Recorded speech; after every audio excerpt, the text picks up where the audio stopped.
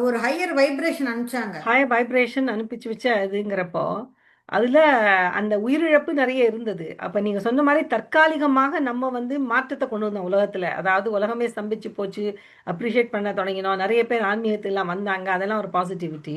அப்போ அந்த அந்த கொரோனாவால நிறைய பேர் இறந்து போனாங்க. அது அப்ப அவங்களால ரிசீவ் பண்ணிக்க முடியல.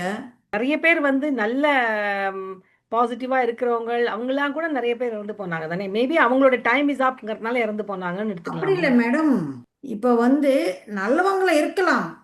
ஆனா இந்த மாற்றத்துக்கு அங்கீகாரம் தெரிவிக்கணும் இல்ல. சி, இந்த வைப்ரேஷன். ஒருத்தர் நல்லவரா இருக்கிறாரு, அந்த குடும்பத்துக்கு எல்லாமே செஞ்சாரு.